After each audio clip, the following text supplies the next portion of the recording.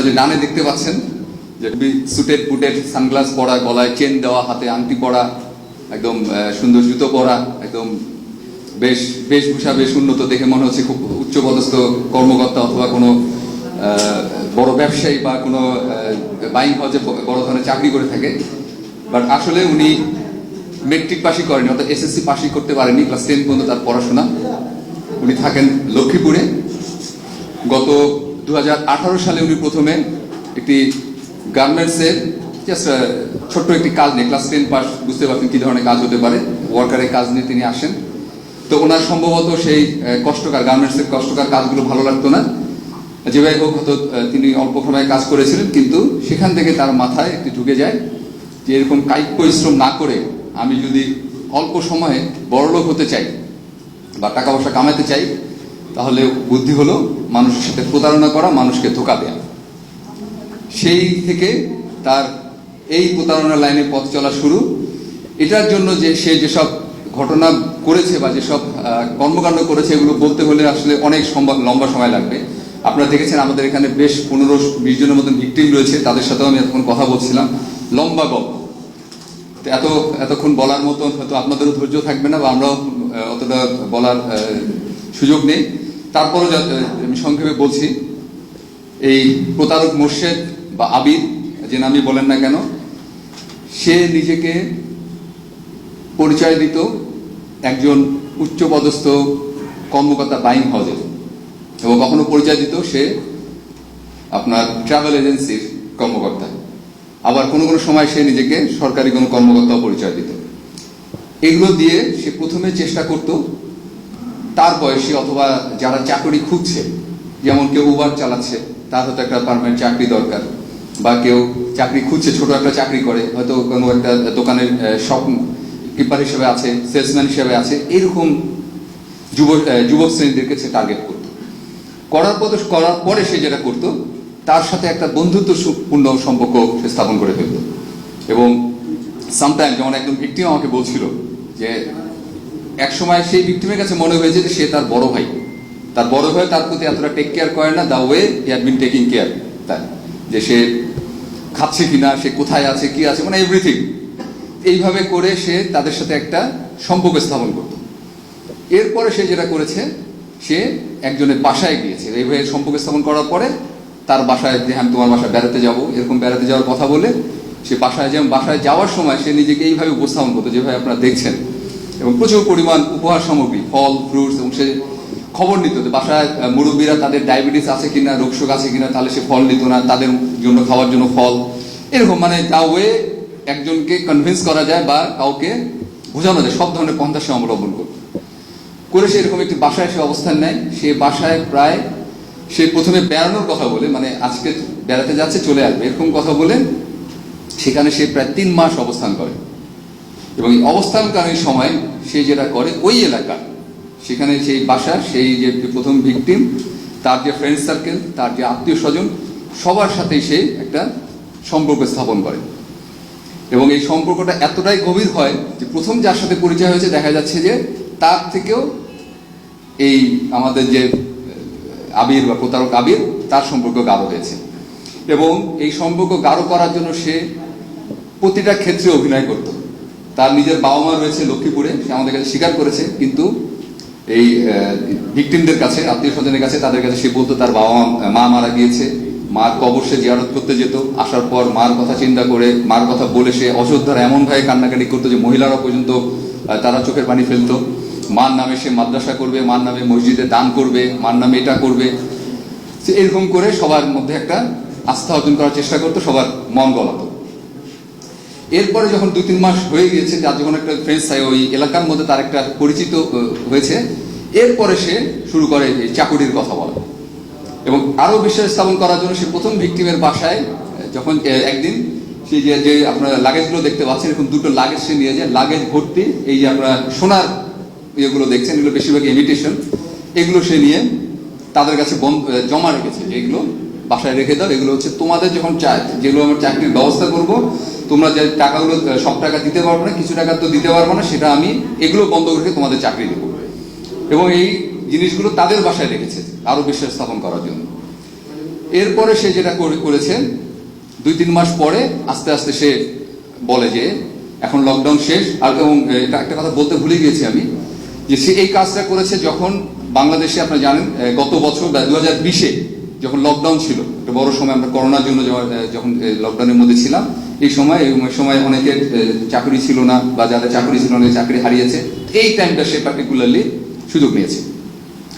এরপর যখন লকডাউনটা যখন আস্তে আস্তে হালকা হলো, তখন সে তাদের কাছে বলা শুরু করে যে চাকরি দেবে, এই পরিমাণ টাকা দিতে হবে। এই পরিমাণ বলতে সে স্পেসিফিক একটা অ্যামাউন্ট বলেছে, 3,75,000 টাকা করে জামানত পাবো, এবং এই টাকাটা ফেরত পাবে যেদিন তাকে চাকরির কনফার্মেশন দেওয়া হবে, সেদিনই আবার এই টাকাটা তাকে ফেরত দেওয়া হবে। এবং তাদের বেতন হবে শুরুতে 30,000 থেকে 40,000 টাকা। তো আপনারা বুঝতে পারছেন যে একটা লোভনীয় অফার, এবং এটা যে কেউ সহজে হয়তো লুফে নিতে পারে। এরপরে সে যেটা করতো, এক একজনকে এক এক সময় ইন্টারভিউ জন্য নিয়ে যেত, এবং সেখানেও সে যে চালাকি করতো, সে নিজে তো সুটেড ফুটেড হয়ে যেতই, সে গাড়ি ভাড়া করতো, গাড়িটা সে বলতো তার নিজের, তার পার্সোনাল গাড়িতে করে এই ভিকটিমদেরকে সে শহরের কোনো একটি 5 তারকা হোটেলে নিয়ে যেত।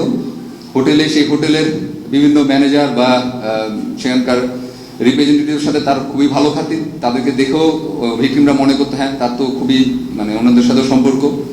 ওইখানে নিয়ে গিয়ে মনে করেন কোনো একটা রুমে সে বসিয়ে রাখতাম, বলতো তোমাকে সিসি ক্যামেরায় দেখা হচ্ছে। বাইং কর্মকর্তারা ওনারা সিসি ক্যামেরা তাদের অফিস থেকে দেখছে, যেহেতু এখন লকডাউন, সামনাসামনি ইন্টারভিউ হবে না, সিসি ক্যামেরায় তোমাকে দেখছে, তোমাকে পছন্দ হলে তারপরে নিয়ে নেবে।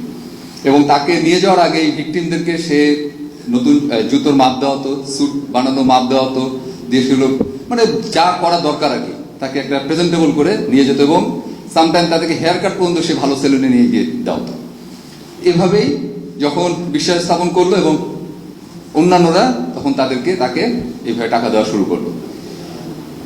এরপরে যখন তাদের মাঝে একটু সন্দেহ হয় যে এরকম অনেকেই টাকা দিচ্ছে, এবং এখানে ওই যেটা বললাম যে প্রথম ভিকটিমকে কেন্দ্র করে সে তার এলাকায় তার ফ্রেন্ডদের মধ্যে, তার আত্মীয় স্বজনের মধ্যে একটা সে সম্পর্ক স্থাপন করে, বাট তাদের মধ্যে শুরুতে একটু এই টাকা যখন নেওয়া শুরু করে তখন একটু সন্দেহ হয়। সন্দেহ যখন হয় তখন তারা এটা নিয়ে একটু কথাবার্তা বলে, এটা জানতে পেরে, এবং একদিন তার নামে অভিযোগও করবে এরকম।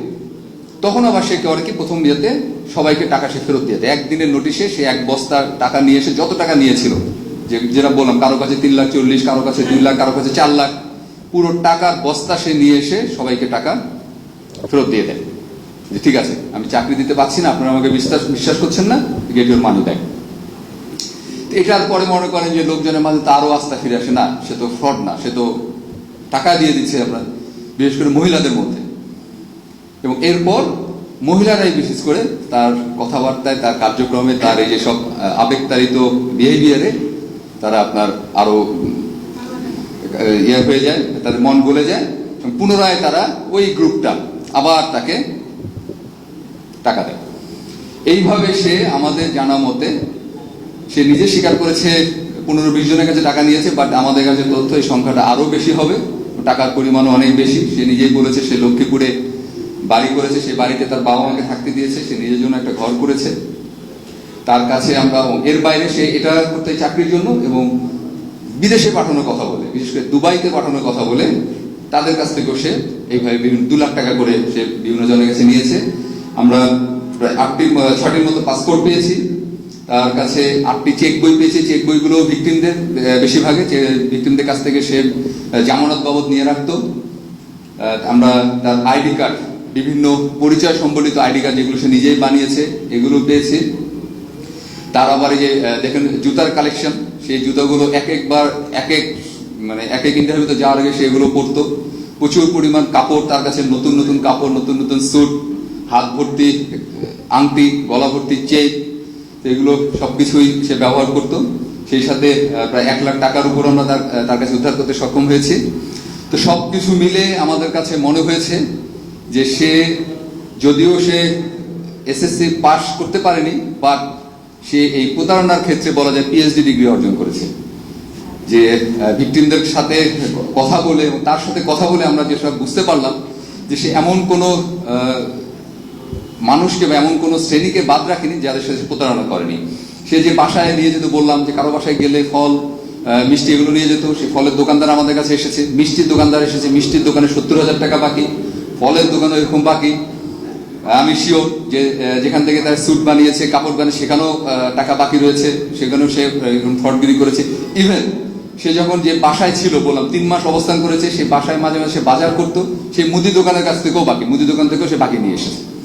তো আপনারা বুঝতে পারছেন যে সে কোন লেভেলের ফ্রড এবং কিভাবে সে এই সহজ সরল মানুষদেরকে প্রতারণা করেছে।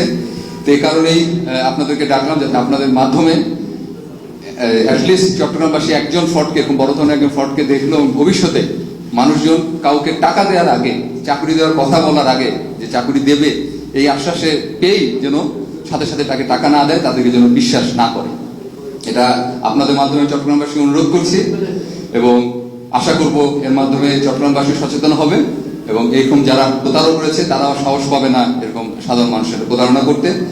যারা ভিকটিম রয়েছে তাদের মাধ্যমে আমরা মামলা দায়ের করব এবং তাকে সংশ্লিষ্ট থানায় সোপর্দ করব। এবং এখানে আমরা চেষ্টা করেছিলাম যে তার সাথে আর কেউ জড়িত আছে কিনা, বাট আপাত দৃষ্টিতে আমাদের কাছে মনে হচ্ছে সে একাই 100 আর কি, সে নিজেই এক্ষেত্রে সব ভূমিকা পালন করতো। এবং আরো বিশ্বাসযোগ্য করার জন্য বিদেশে পাঠানো, যখন বলতো সে যাদেরকে বিদেশে পাঠাতে চাইতো তাদের সাথে সে কথা বলতো এয়ারপোর্টের সামনে। So that they also understand যে তার সাথে যোগাযোগ রয়েছে। এইভাবে আর কি বিভিন্নভাবে সে এরকম প্রতারণা করে আসছিল। তো যাই হোক, অবশেষে গতকাল তাকে আমরা হালি শহর থেকে একটি বাসা থেকে, সে যেখানে ভাড়া নিয়ে থাকতো, সেখান থেকে তাকে গ্রেপ্তার করতে সক্ষম হই এবং তার কাছ থেকে যেসব দ্রব্যাদি আপনারা দেখতে পাচ্ছেন, বিভিন্ন ব্যাংকের cheque, ATM card, passport, ID card, তারপরে আপনার বিভিন্ন ধরনের স্ট্যাম্প সব সহ এই মালামাল আমরা উদ্ধার করতে সক্ষম হয়েছি। তাকে আমরা এই আইনি প্রক্রিয়াগত শেষে সংশ্লিষ্ট থানায় সোপর্দ করব।